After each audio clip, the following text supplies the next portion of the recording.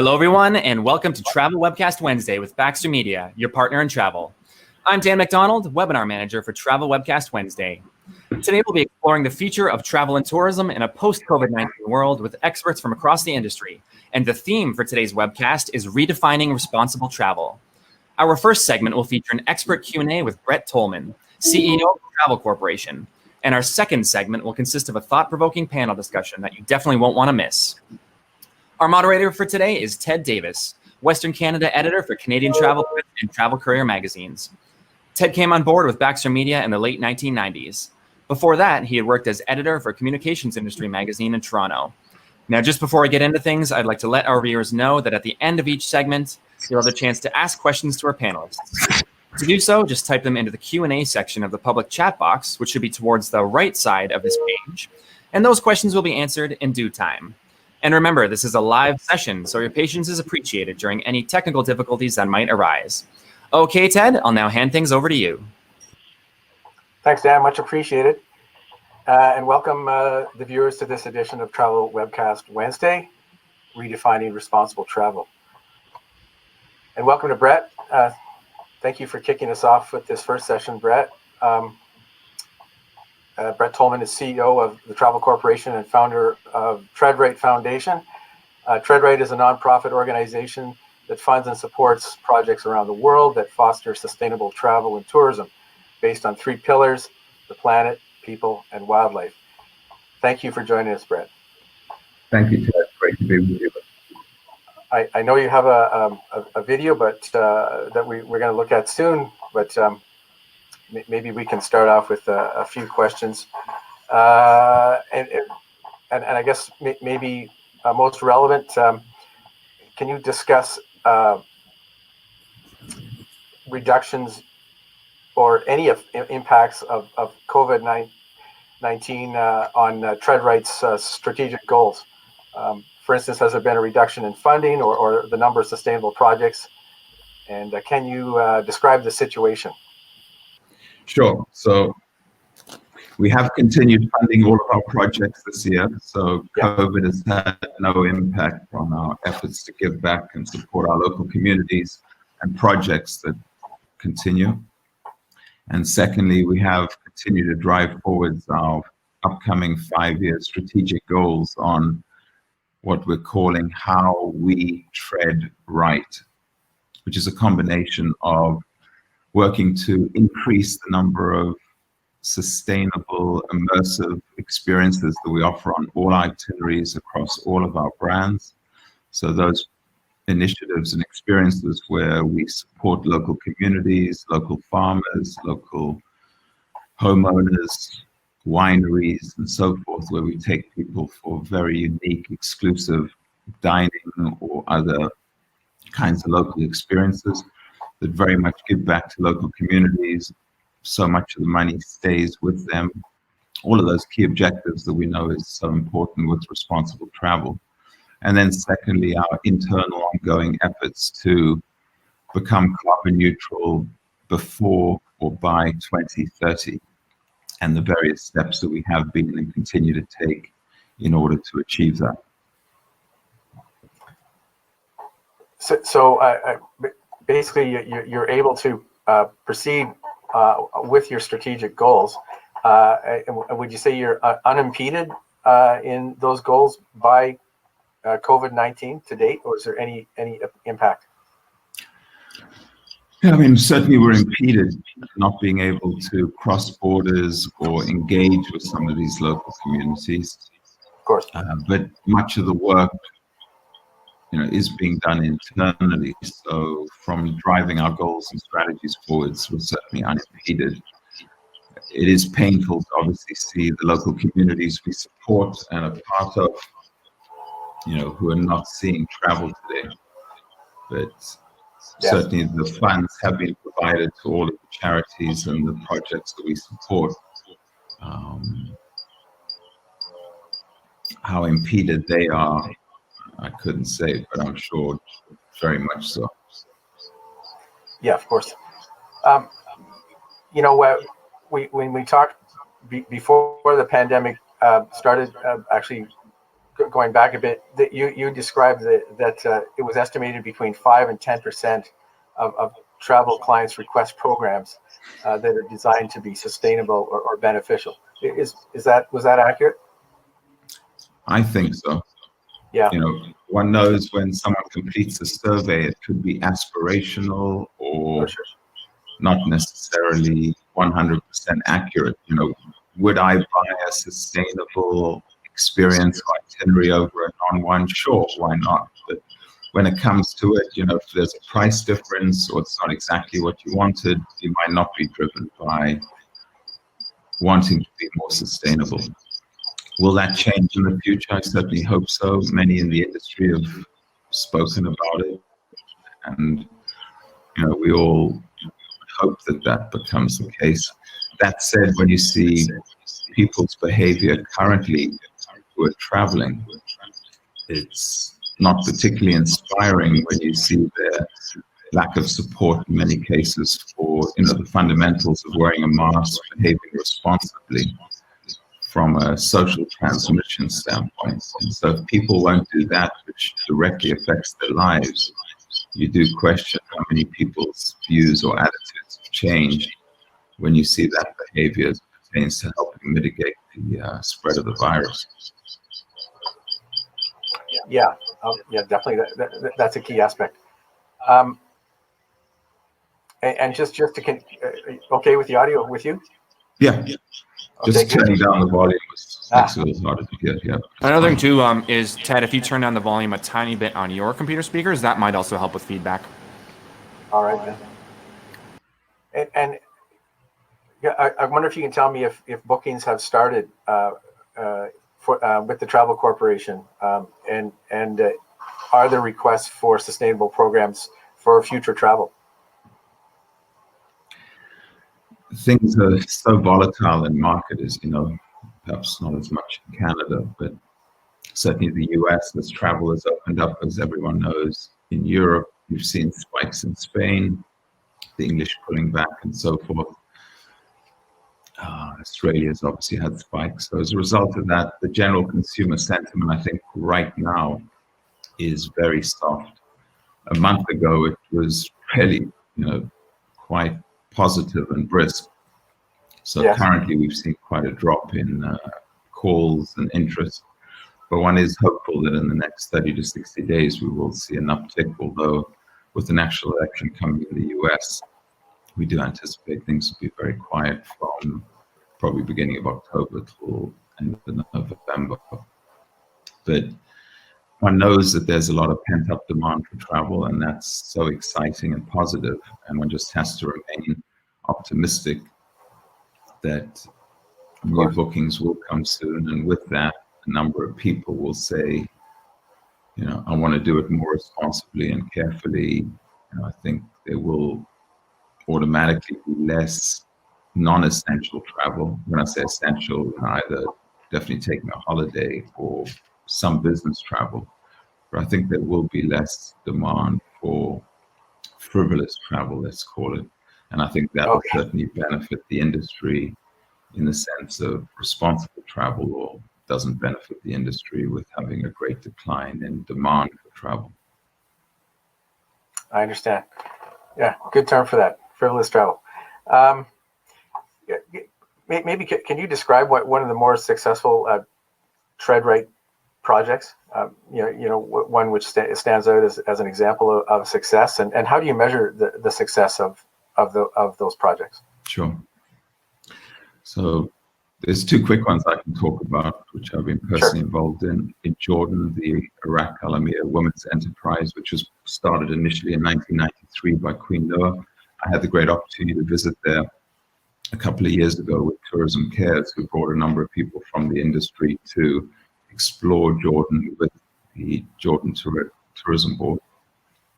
And we went to visit this place that has about 150 women living there who had built out for them an area where they could do Jordanian weaving, rugs, paper making, do cooking classes, and how to make a rug. And then they have a gift shop where you could buy some of these creations. the perfect example of where you travel to a destination, you get to meet these fascinating individuals, you do some hands-on experience, and then you have to buy a trinket or a gift to take home to someone that was made right there, not made in Asia or whatever. But there was no business coming there, and none of these women had earned a salary some years. They were behind on their taxes and so forth. So we went together with our local DMC and working with a tourism company there that supports local projects. This incredible young woman who runs a company called Baraka that we're introduced to by Jordanian Tourism. We helped fund the build out and completion of their gift shop. And now 7 of our brands, Trafalgar, Insight, Uniworld, African Travel, Lion World, Kentucky, all take travelers there. So we're actually creating a source of income by them hosting us. They cook a meal for us there. Our guests get to stay and interact and do one of those experiences. I did cooking, other people do pottery as well. And then you can go into the gift shop, which has been properly merchandised and fully stocked, and buy some of these goods at an incredible price. And it's something you can really treasure because you just learned how to do it or make it. So that's a beautiful one. And as I say, it's a true virtuous circle. And another is trying to help protect and save the Cape Leopard, which is a small, very wiry animal. It's about half the size of a leopard on the Great Plains of Kenya or Botswana. And it's quite stocky because they live up in the mountains. And there's literally a handful of them left, 30 or 40. And as farms have encroached on their habitat and they've run out of food, they've had to eat or prey on the livestock of these farmers who've also been dealing with the drought for over a decade. So they've been shooting the Cape Leopard in order to protect their livestock. And we introduced something called an Anatolian sheepdog that TreadRight provides at no cost to the farmer for the first year.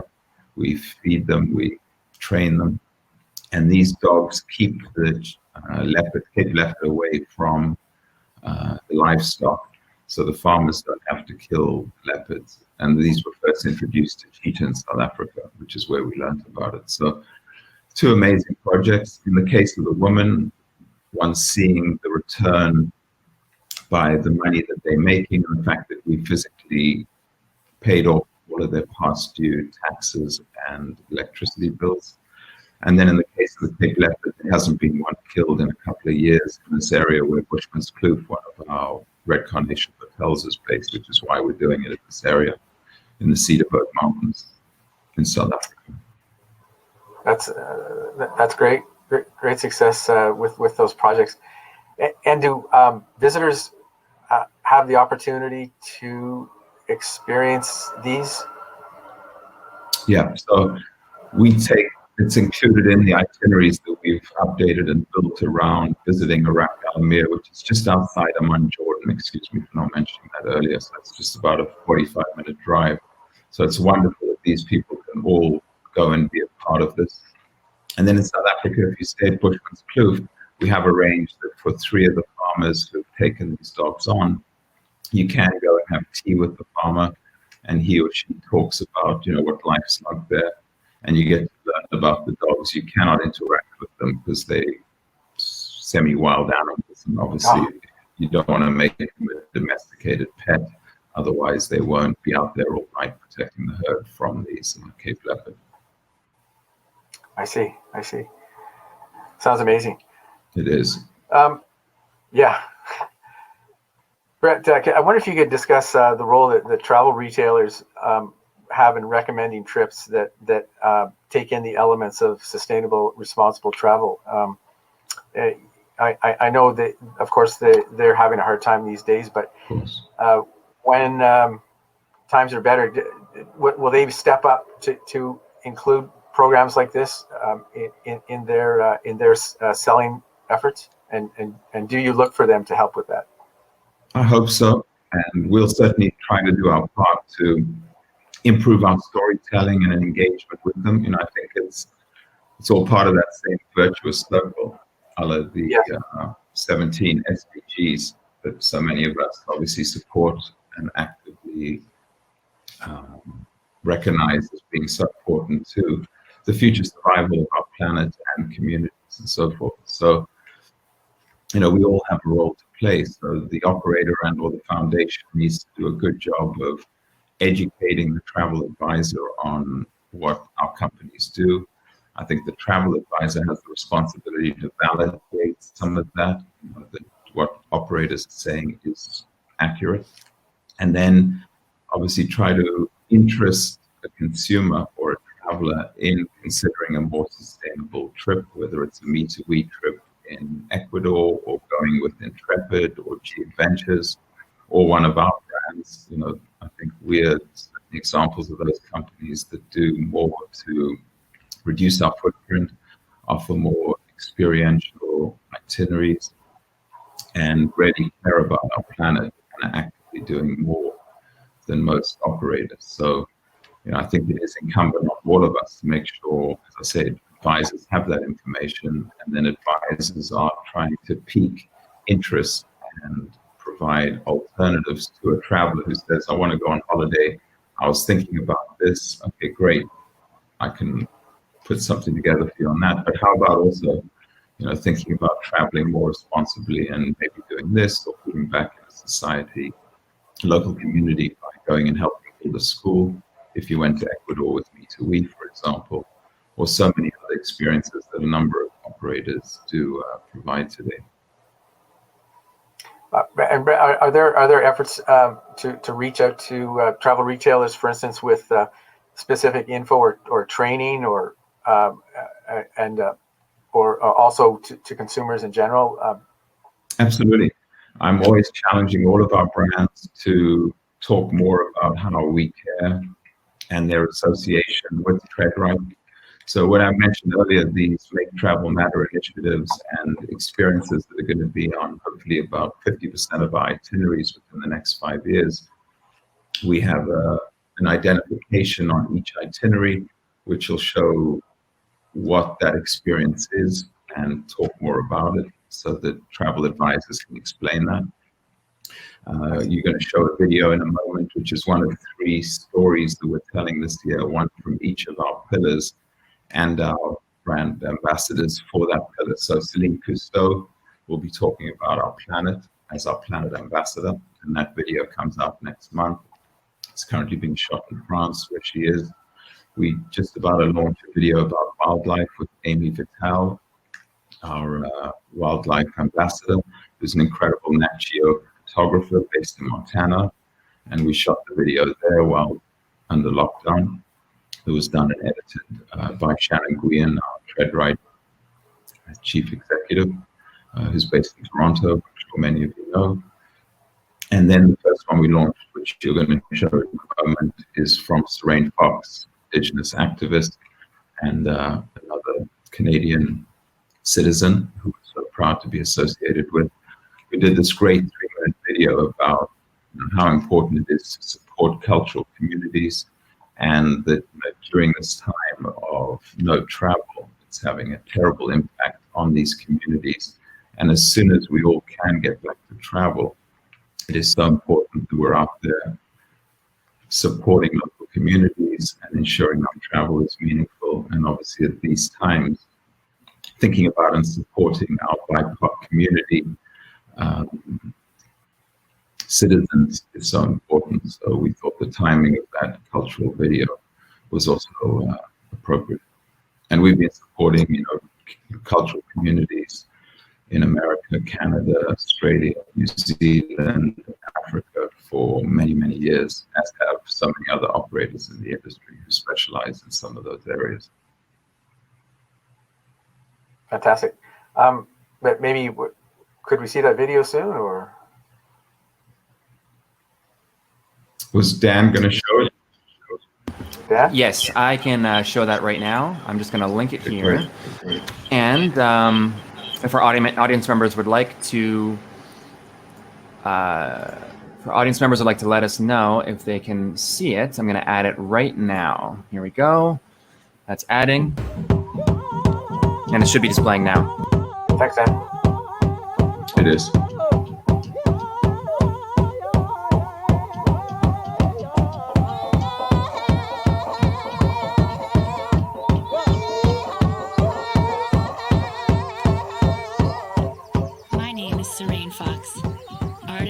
ambassador for the TreadRight Foundation. At TreadRight, we believe that every land we touch has a story, and that travel is a vital tool for education, compassion, and for communities to be heard. I'm walking on the shores of the Ottawa River in the capital of Canada. My people call this place Odawa. It was a place of trade for hundreds of Indigenous nations and is currently unceded, unsurrendered Algonquin territory. My ancestors, the original travelers, met here and paddled up this river to exchange necessities like hides, tools, food, and clothing, like moccasins, the traditional footwear of Indigenous people in my homelands, and we still wear them today. I'm meeting with Roberta Anderson, a Cree elder who lives here in Ottawa. She's an incredible artist who makes moccasins and teaches at the Manitoba Mukluk Storyboot School, a project that shares the art of mukluk making with students from across the globe, and a longtime partner of the TreadRight Foundation. I know you as a moccasin and mukluk maker, but that's not what you started with, so... No, I started with the beadwork. How did you fall in love with making moccasins and mukluks? When somebody would buy one, and they would look at it and they couldn't get over the fact that I made it, and I would say, I made that. You made shoes. Yeah. You love teaching? Oh, I love teaching. What do you love about it? Just all the people that I teach, and then watching them, how excited they get. Why is it important for you to teach your own kids, your own family, your granddaughters, grandkids? It actually makes me really proud. Way after I'm gone, I want them to know that this is what I did for a living, and I want them to know how to do it. That way they can show their kids.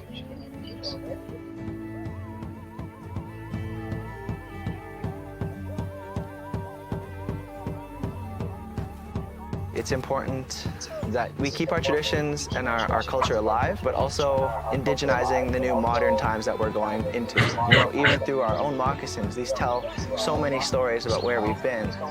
And the tops are always very beautiful, these different vamps that are on here. They tell us a lot of stories about our own people. My moccasins were gifted to me, and I wear those when I dance, and they offer me healing, and they protect my feet when I'm dancing. You can always tell the stories from the bottoms, because on the bottoms, if they look like that, that means they've been worn very well.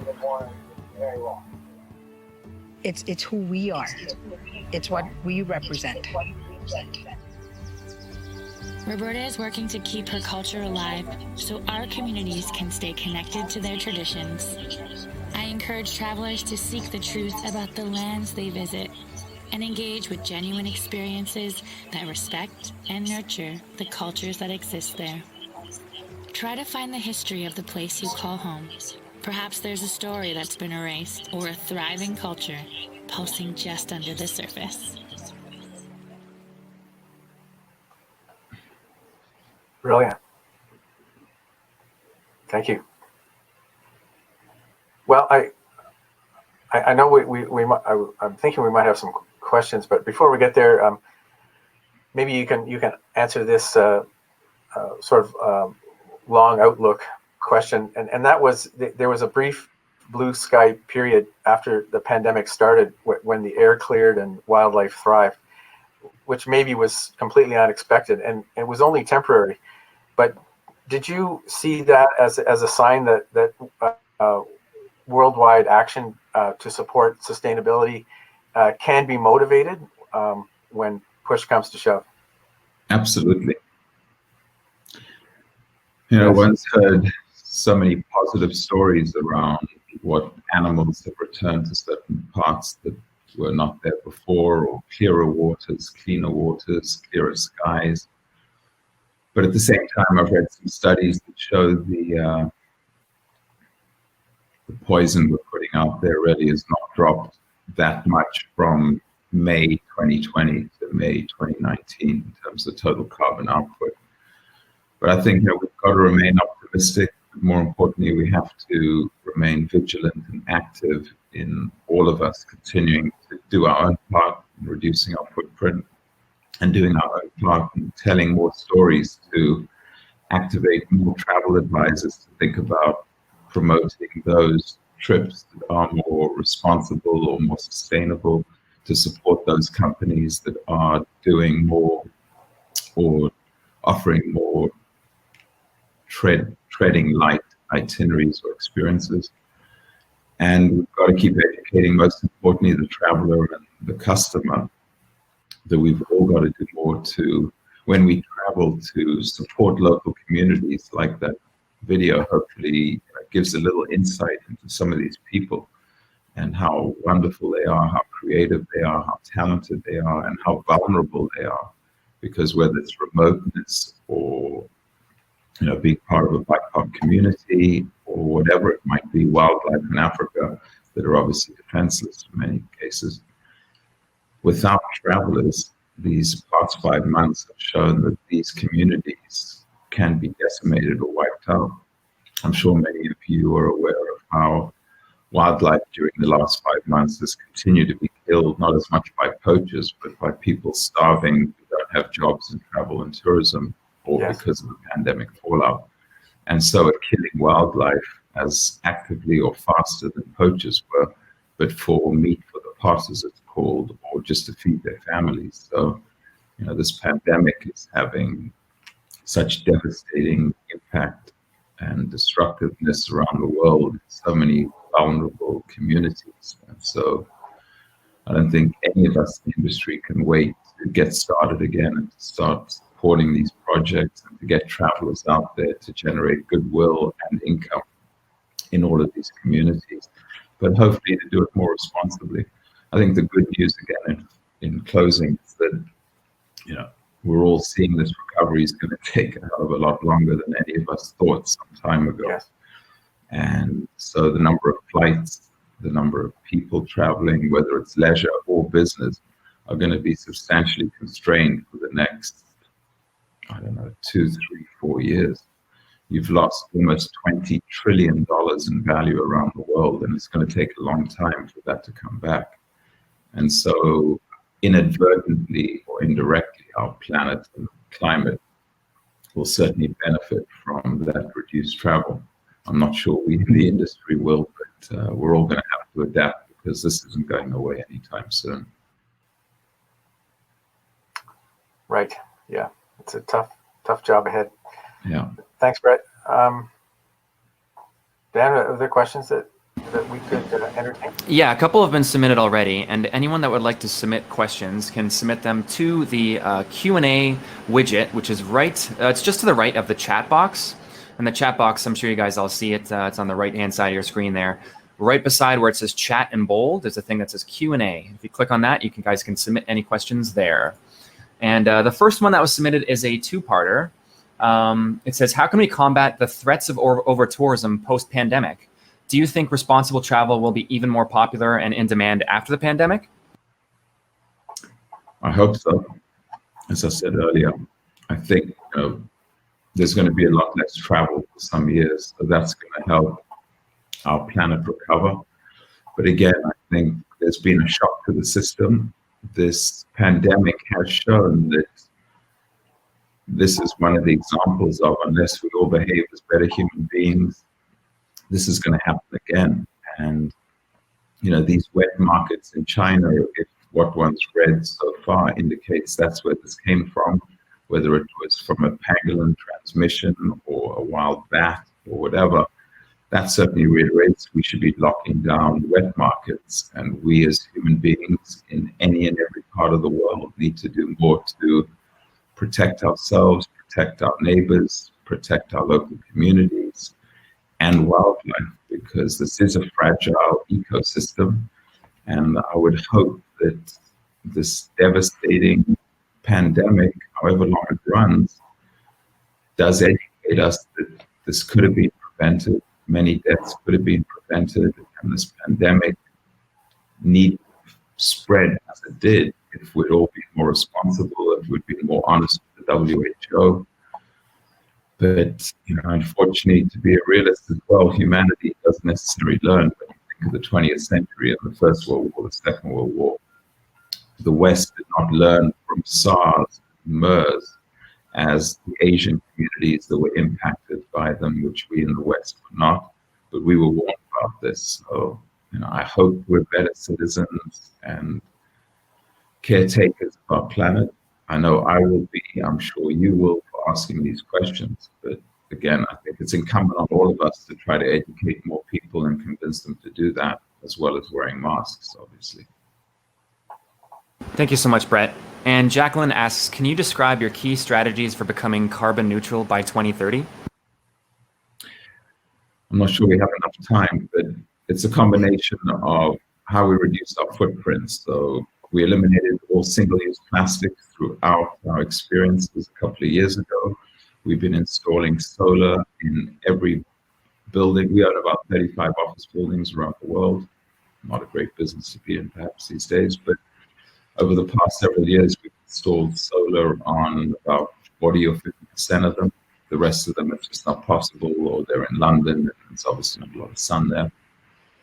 We continue to look at our supply chain and what we can do to reduce our footprint throughout their vehicles, and obviously making sure they're as fuel efficient as possible. And then the rest will be working through offsets for now. And Shannon Guian, who runs TreadRight Foundation, Shannon.Guian, Guihan, ttc.com. She can provide more information on that. And we're happy to share best practices of anything and everything we're doing on how we're mitigating our footprint and what our plans are, which are fairly intricate and detailed, obviously across 40 brands and operating in 70 countries. And again, happy to share that with anyone within the industry. Wonderful, thank you. And Marion is asking about where I can get info on future travel with your company. So I guess Great. maybe she'd like to know where the best place to go to access that is. ttc.com, T like Tom, T like Tom, C like Charlie.com is our main website where you can find out about anything from our core beliefs to information about TreadRight and all of our brands. And then you can learn about the TreadRight Foundation, treadright.org. Wonderful. Thank you so much, Brett. And I think in the interest of time, we'll probably wrap up and move on to segment 2. But thank you so much, Brett, for joining us today. We really appreciate you taking the time to talk to us. Thanks, Ted. Great to speak with you. Thank you very much, Brett. Thanks to everyone who's listening out there. Be safe, be strong, be resilient. This will pass. And it's an incredible industry we're all in. And I can't wait to see it recover, as I'm sure all of you do too. So take care, everyone. Thank you. Thank you, Brett. Bye. Take care, Brett. Thanks, Dan. Take care. We'll take a moment now to prepare for segment 2, our panel discussion for today. Jody, Rhea, and Bill, you guys can turn on your webcams. The next segment will consist of a panel discussion featuring Bill Swan, co-founder of Adventure Canada, Rhea Sims, program manager at the Planetara Foundation, and Jody Manning, director of marketing for Cool Effect. And you can all activate your webcams if you haven't already.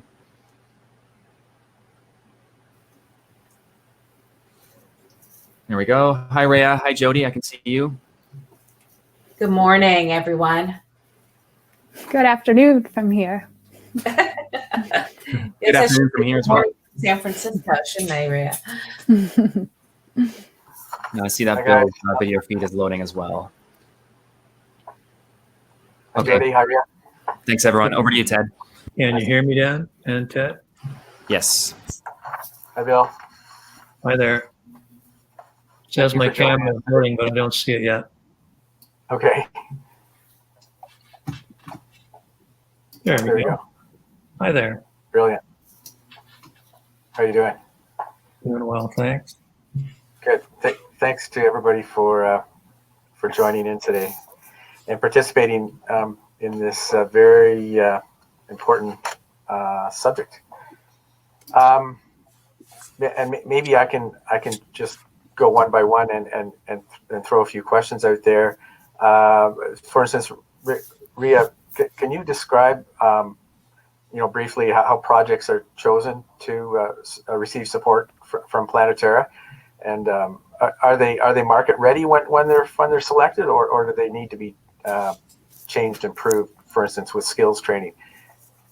Yeah, for sure. So what Planetera does, if anyone isn't familiar with us, is that we find communities, nonprofits, and different organizations all over the world that could benefit from tourism. So diverting income to people who are empowering women, who are training vulnerable youth, or investing in their environments, or telling Indigenous and cultural stories that can get passed on for generations.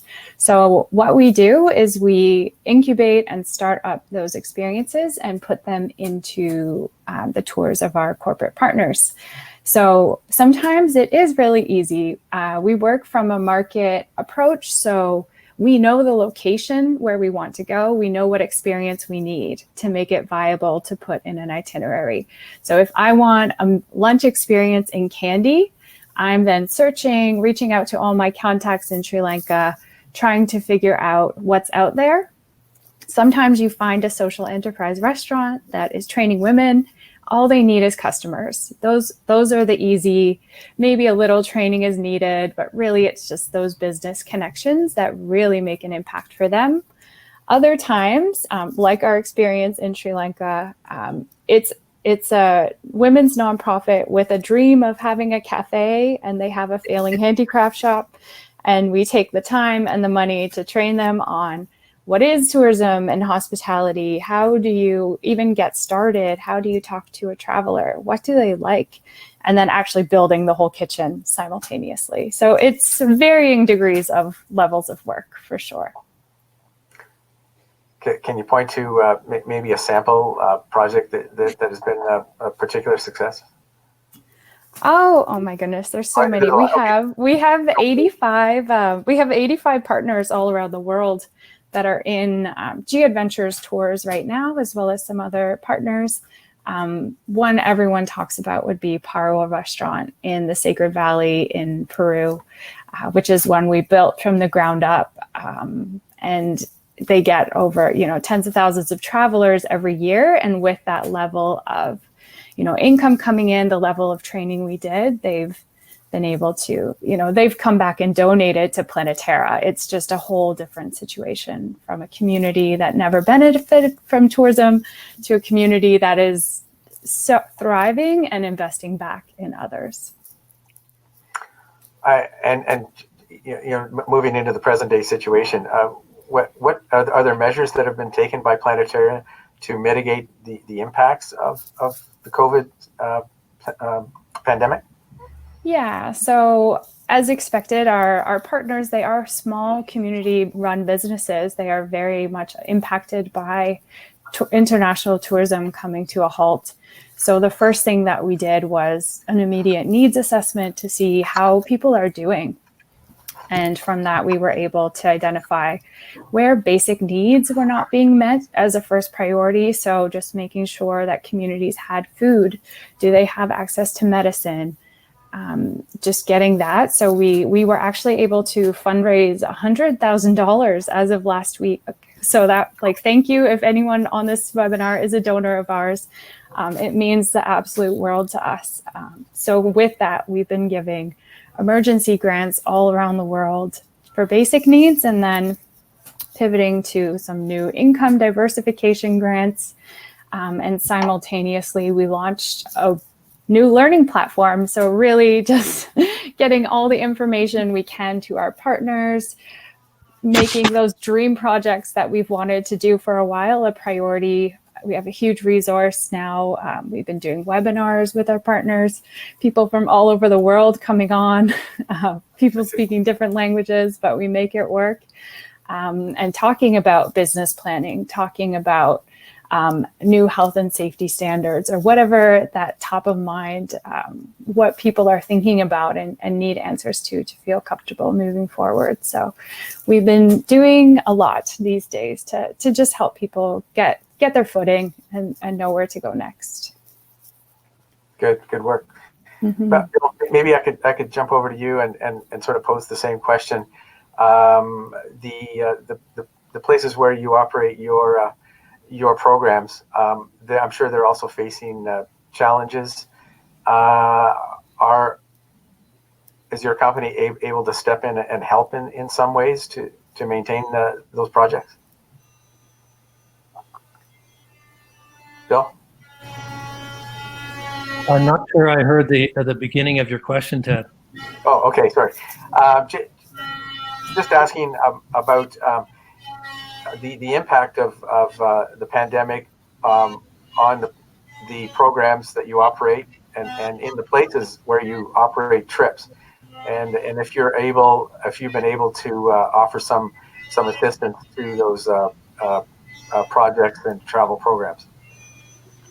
Yeah, the impact of obviously not visiting these places and the big range of expertise that we deploy and employ in that process has had an impact. And we have engaged our audiences and our communities and our staff through a series of communication events and social media products over the course of the summer, the operating season that we would have been in. We've essentially continued like we were still on our ship. We operate on small ships in remote locations, and we have been delivering programs and presentations and conversations with that expertise, some of who are in these host communities. Obviously, they've been affected from an employment standpoint, but this has the double benefit, multiple benefit, if you will, of having them employed and engaged from their community level, and it keeps our audiences engaged in the subject matter for when we return to being able to physically go back there.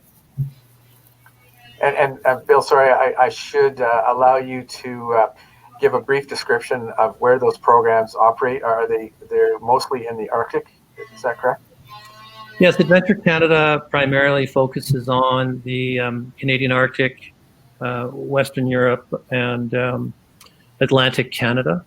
And we do so by traveling on a small expeditionary cruise vessel.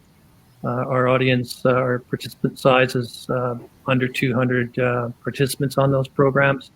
And we visit a lot of rural and remote communities and Indigenous communities, typically under 1,000 people in some of these places. And it's a very hands-on, immersive program that takes people right into the lives and worlds of these places. And I wonder does this sort of a pause in travel, does it provide an opportunity to consider long-term sustainability goals and act on those? Absolutely. I actually see an opportunity. As in all crises, there's danger and there's opportunity. And I think we've been, notwithstanding the impact it's clearly had on individuals and communities, I have a lot of empathy for that situation. But we've been handed an opportunity here to transform our industry, to transform the very way we operate. We have been given the gift of looking at a profound paradigm shift, I believe. And from our own company standpoint, we had initiated our sustainability and regenerative tourism planning process. And if anything, the pandemic has accelerated both the need and the opportunity to bring that forward in an environment that I think is going to be more receptive. That's great to hear that positive outlook.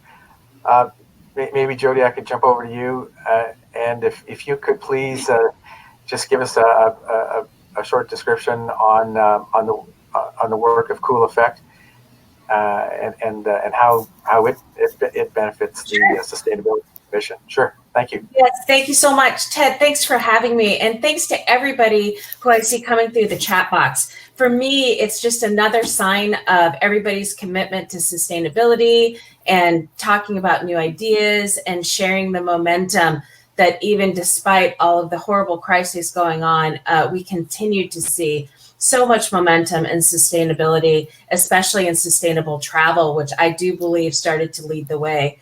About a year ago, we were contacted by the New York Times just because Cool Effect has, first of all, Cool Effect is a nonprofit. We're a 501c3, which is a designation in the United States, tax designation.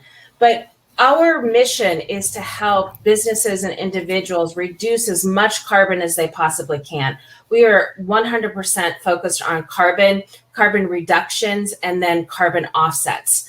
And when we talk about carbon offsets, what we want to make sure that we're doing is something that has a true environmental integrity behind it, that scientifically is reducing carbon and also has full pricing transparency. So all of the things that we're talking about today are amazing data points. And think about carbon offsets as another tool in that toolbox, especially as you travel continues to pick up. When the New York Times contacted us, it was really quite interesting because I personally had never really heard about travel shame. And maybe it's because of my personal belief that travel is a positive communication. It's a way to promote peace. It's a way for us to learn about different cultures. So Cool Effect, really started to pay attention to travel and travel offsets for two reasons. One, because of the dialogue that was going on, but also the second one, because of the demand that we started to get. That demand for people reaching out, for trustworthy ways to offset. That was a very, very big message that became loud and clear. And so we've spent a tremendous amount of time the last year, focusing on carbon projects that we feel positive that we can represent to people who are truly looking for an additional high quality offset. So in a nutshell, that's what Cool Effect does. We want to help people travel as responsibly as possible, reduce what they can, especially in the case of business travel. Can you actually, maybe do that Zoom call instead of actually getting on a plane? All kinds of things like that. And then when you choose to offset, let's make sure it's with a very high quality, scientifically verified carbon credit. And thanks for having me, Ted. This is an amazing panel. You're welcome, Jody. Can you discuss, please, have carbon, the demand for carbon offsets, have they been impacted by the pandemic? And are there ways in which interest and demand can be maintained during this time? Yeah, absolutely. And I'm sorry, Ted, was that addressed at me? I don't want to step on somebody else. Oh, sorry, that was addressed at you. Okay, very good. So like everything else, if you're talking about actual purchasing, I think purchasing of everything is down, right? However, I will tell you that the demand for travel offsets specifically has not died. And I think there's a couple different reasons for it. One is every business or organization that I talk to, sustainability continues to be one of the top 3 goals of theirs, despite everything that's going on. I do believe that there has been a tide change. The other thing is, especially in the US, I think there's other parts of the world who were earlier to adopt travel offset, but in the US, it's really become part of the dialogue where perhaps it wasn't before. I think Europeans in particular were very early and still adopt travel offset and offset in general at a higher rate. But I also think that we're starting to build dialogue and trust in the market, meaning the carbon market, right? What we want to do, again, we're so hyper-focused on reducing carbon that the more that we can, first of all, reduce our emissions, and then feel like your dollar's actually going to make a difference in the fight against the climate crisis, that's the sea change that we're seeing. That if people are really coming together and we're all doing this, we can actually reduce the carbon that's harming the atmosphere. Brilliant, thank you. Ria, I'll just jump over to you if I could, please. With the current situation, will planetary goals remain in place? And I know from what I've read, Project 100 is a goal for 2020, correct? And yeah. I believe that includes 25 more small businesses by the conclusion of this year. Yeah, so we have that goal. We want to accomplish our goals. If anything, our goals for this next year the list has just gotten longer instead of shorter because we want to do everything, better and set people up for even more success. We're lucky that so we have 85 project partners already included in tours. They were getting business. Meant there was only 15 left, and the majority of the work of actually finding those 15 was done before the pandemic started. So we're very grateful that our team was actively seeking out those nonprofits and enterprises before, and it is our commitment to them that when travel returns, we will be there for them and with them and bringing them into our community in the meantime so they can benefit from the trainings and different resources we have on hand. So we want to still do this. It might be, of course, travel. We don't know what travel is in 2020. So aiming to get these partners with some tourists, hopefully in 2021, and get them set up. The list of what we want to accomplish is just growing. So we are committed. Well, as Bill noted, that this pause is maybe create an opportunity to take action on these projects. Have you, is that the attitude at Planetaire? Oh, yes. Yeah. Yes. There's, everything that was a nice thing that we know we should do, we can do, but in your day to day, when you have ambitious goals, it's hard to get to these things. And we're trying to do everything now at once and trying to figure out what that means. Great, thanks. Bill, if I could just ask you, have travel retailers played a role in spreading the word about sustainable efforts by your company in your travel programs? And do you hope, or do you to see those efforts continue by travel retailers?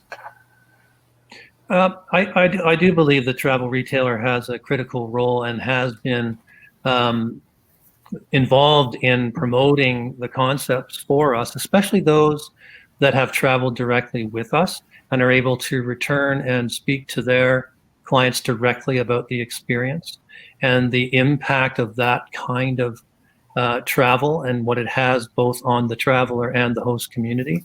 So they become much more literate in the transfer of that knowledge. I do at the same time believe this is an area of enormous opportunity as well for enhancing that training. And we have a responsibility there to do that. And I believe that the travel retail industry as a sales point has a responsibility to upscale their training in that area. This goes right, systemically through the system of tourism schools and training programs, people entering the industry. I think we as operators have a responsibility to provide the kind of content to retailers and training programs to bring this conversation to an advanced level. I still think it's in its early days, infancy, if you will. And we need a much higher level of literacy around what responsible travel is all about in terms of definitions, articulations, all of these things. It's really just beginning, in my opinion. And with the company focus, or some of the focus on the Arctic, I can imagine that sustainable tourism or responsible tourism has an even more critical role. Is that the case? Yes, I was interested when you forwarded the questions and the concept of the pristine Arctic and healthy indigenous communities, because the Arctic is an extremely fragile area of the world, and Antarctica as well, and it is unfortunately anything but pristine. A lot of our industrial airborne waste ends up there. Carbon is having a magnified effect in these regions. 40% of the Canadian ice shelf fell off at the end of July. The largest piece of ice in the Canadian Arctic fell into the sea at the end of July this year. And in terms of indigenous communities, there's some really serious cultural and health parameters they're facing, particularly in areas like food security, basic infrastructure, housing, that most Canadians take for granted. So we have a lot of work to do as a society and as an industry in contributing to the outcome of these scenarios. I'd like to really introduce this concept that we need to move beyond sustainable travel. Sustainability is a word that came out some 15 to 20 years ago and has moved through to now a commonplace understanding. But I think we need to double down and actually create a regenerative platform for tourism and move beyond sustainable. Sustainable implies that we would keep things sustainable at the level we're at, and I just don't think that's good enough. I think we really need to elevate our game and rebuild the living systems of our planet and rebuild the communities that are a part of where we go as operators. Excellent, thank you. Maybe we can check some questions here. Dan, can we proceed with some questions? Yes, we've received a couple here. Anna asks, how do you balance the need for travelers right now with whether or not it is responsible to operate there or bring travelers there? Who would like to jump on that one? Rhea?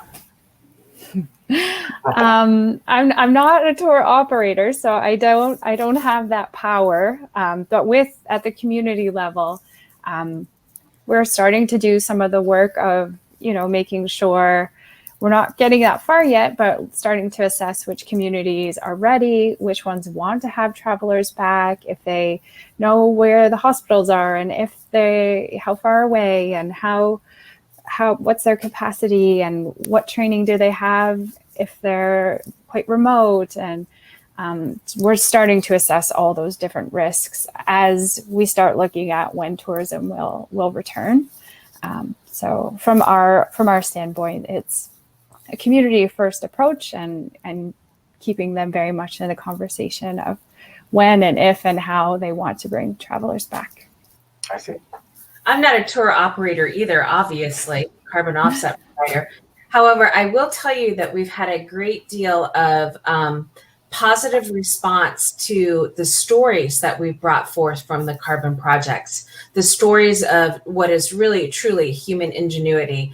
We have a project in Honduras that basically, instead of making cook stoves, because they were, shelter in place like so many of us, they started to make hand sanitizers that you just use with a foot pedal, so nobody had to touch anything, and they were able to distribute those to the communities. So while people can't necessarily travel to all of these places right now, the stories that we're able to bring forth about what the local communities are actually doing have been very powerful. Very good. And any comment on that, Bill?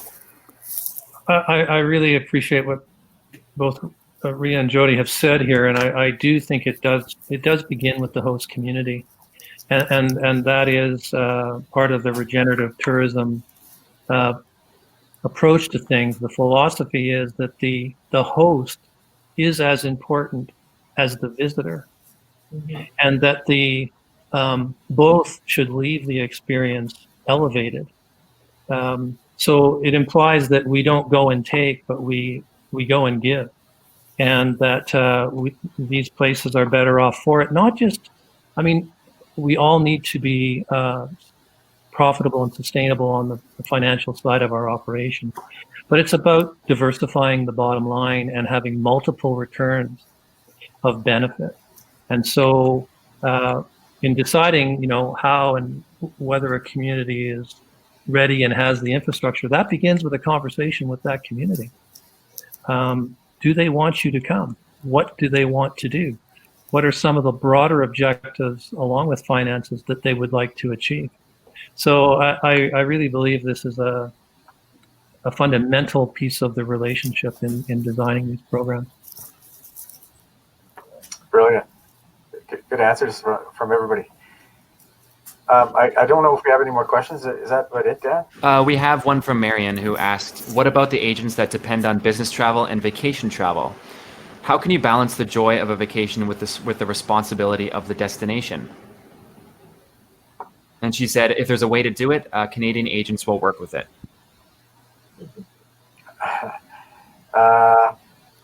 That's open to Jody. Do you want to take a run at that?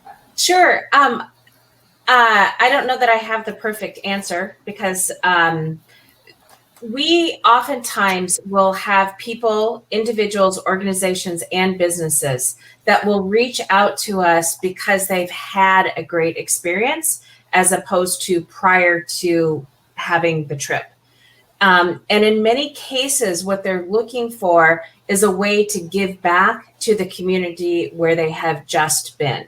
So I think one of the ways, listen, Earth does not care where the carbon is reduced.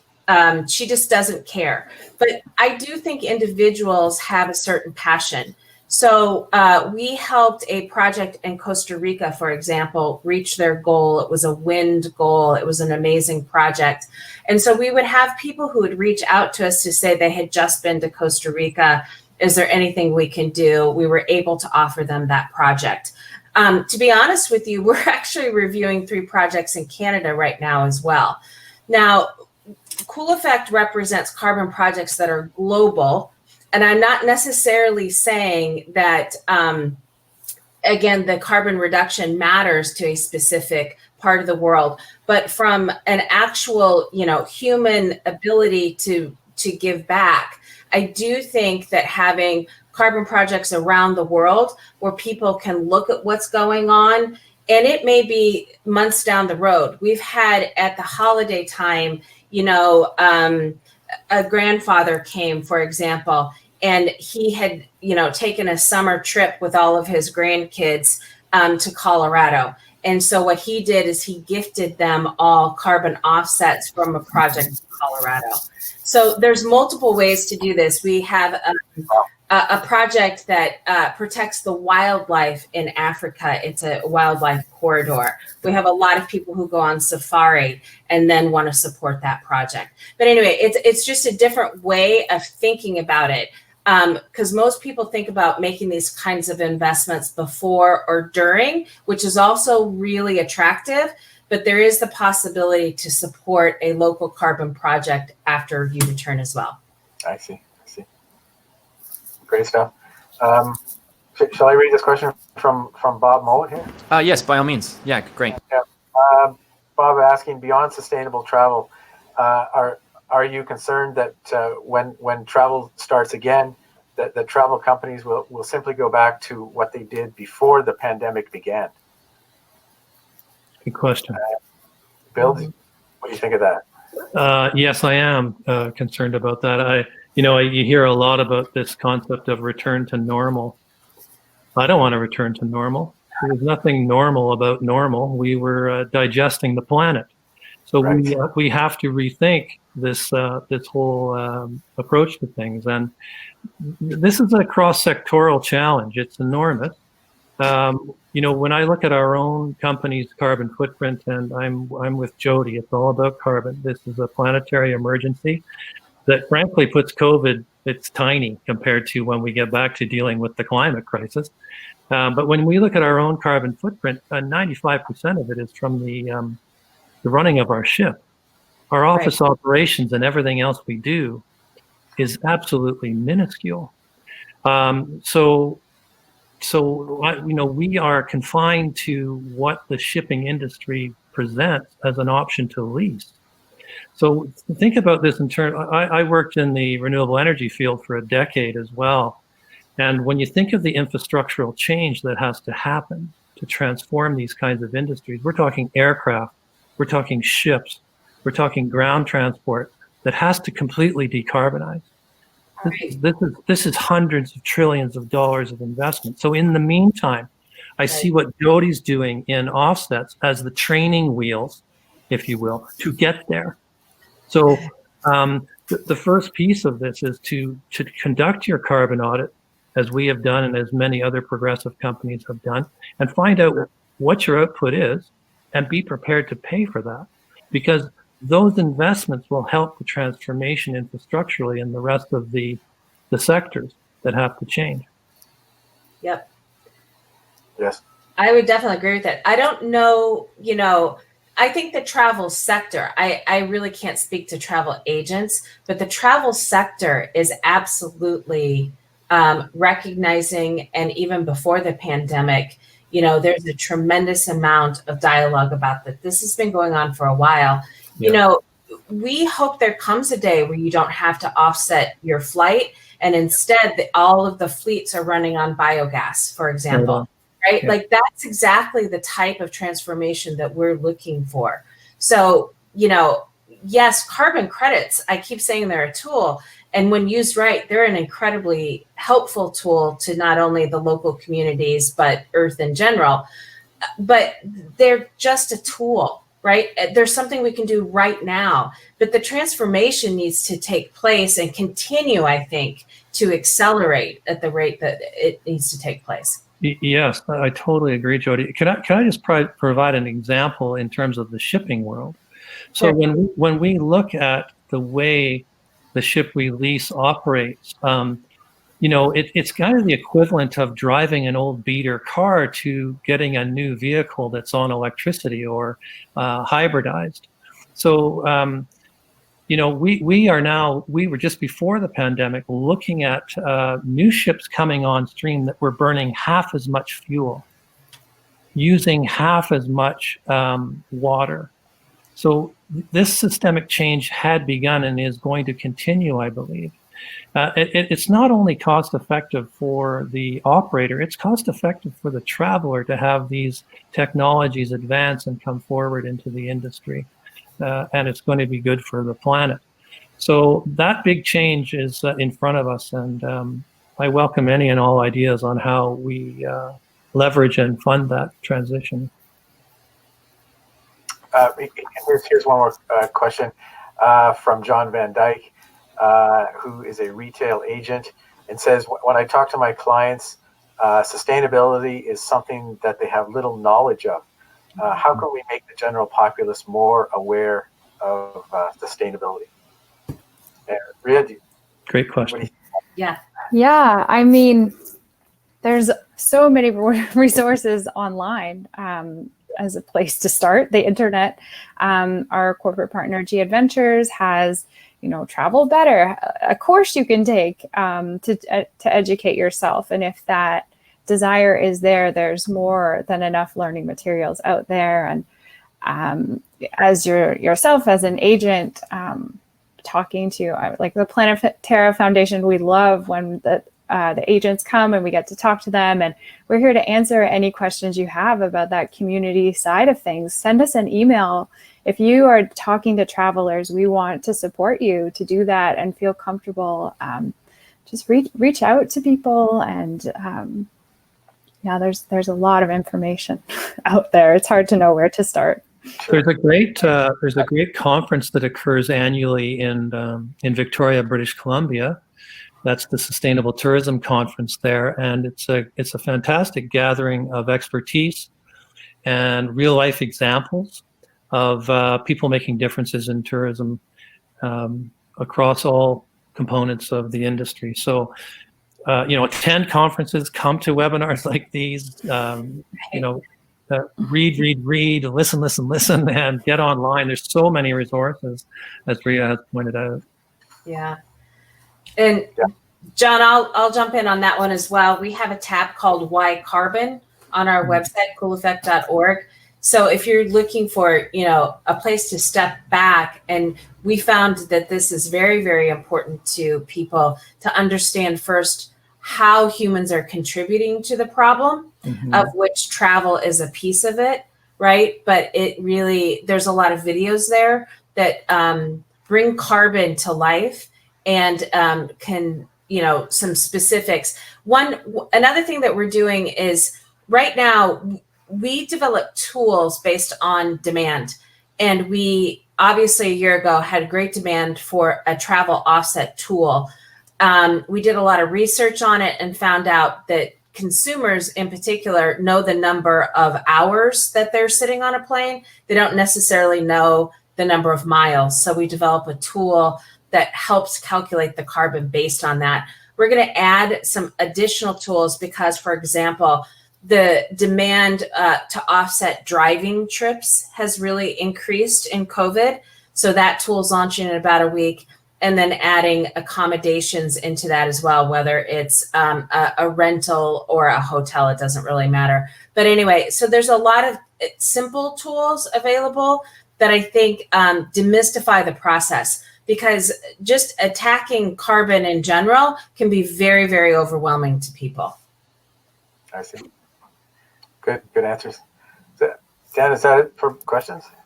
Do you think we have time for one more? There was one more submitted to the chat box. Please. Yeah, right. So this one last question is, why then allow cruise companies to build ships that are 16 stories high, or allow hotel after hotel in areas that were pristine? Should there not be laws to control all this? Yeah. Yes. Well, that is quite the question. I wish it was. We all celebrate a open market economy in which choice is the driver. So if we want to not have 16-story cruise ships, people should not buy spaces on them. Mm-hmm. The power of your purchase is the absolutely that is the hammer.